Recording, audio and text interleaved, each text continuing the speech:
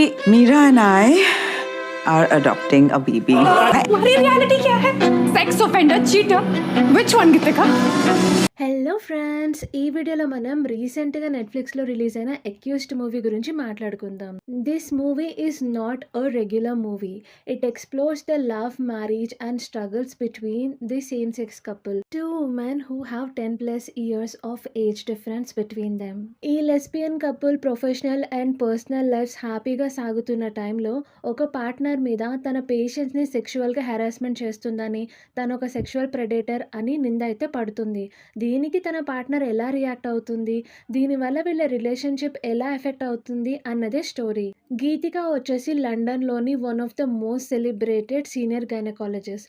తను చాలా చిన్న వయసులోనే హెడ్ ఆఫ్ ద డిపార్ట్మెంట్ అయ్యింది అండ్ ఇప్పుడు డీన్గా ప్రమోట్ కూడా కాబోతుంది. తన పార్ట్నర్ వచ్చేసి మీరా, తిను కూడా డాక్టరే. గీతిక అండ్ మీరా అయితే happily married and Meera lesbian అని, తను గీతికను పెళ్లి చేసుకుంది అన్న విషయం అయితే ఇండియాలో ఉన్న మీరా పేరెంట్స్కి తెలీదు.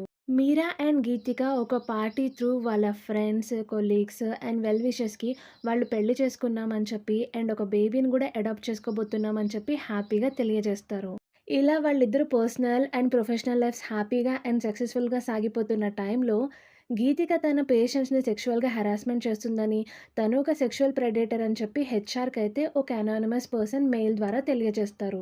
ఇంతకుముందు గీతిక పైన చాలా కంప్లైంట్స్ వచ్చినప్పటికీ సెక్షువల్ హెరాస్మెంట్ కంప్లైంట్ రావటం ఇదే ఫస్ట్ టైం అండ్ ఇది చాలా పెద్ద నింద అండ్ దీనివల్ల గీతిక అయితే బాగా డిస్టర్బ్ అవుతుంది. అండ్ ఈ సమయంలో మీరే తనని కంఫర్ట్ చేస్తుంది అండ్ తనకి అండగా అయితే నిలబడుతుంది. అండ్ ఇది ఒక మెయిల్తో ఆగదు, మల్టిపుల్ మెయిల్స్ ఒకదాని తర్వాత ఒకటి వస్తూనే ఉంటాయి. దీంతో గీతిక డీన్ ప్రమోషన్ని హోల్డ్లో పెడతారు అండ్ తన గురించి ఇన్వెస్టిగేషన్ అయితే బిగిన్ చేస్తారు. అలానే ఈ ఎంటైర్ సిచ్యువేషన్ అంతా సోషల్ మీడియాలో వైరల్ అయ్యి తను తప్పు చేసింది అన్నది ప్రూఫ్ కాకపోయినా నెటిజన్స్ అయితే జడ్జిమెంట్ పాస్ చేస్తారు. దీనివల్ల గీతిక ఎమోషనల్గా, మెంటల్గా బాగా డిస్టర్బ్ అవుతుంది అండ్ ఈ డిస్టర్బెన్స్ తన పర్సనల్ లైఫ్లో అండ్ మీరాతోటి తనకున్న రిలేషన్షిప్ మీద కూడా ఎఫెక్ట్ చూపిస్తుంది.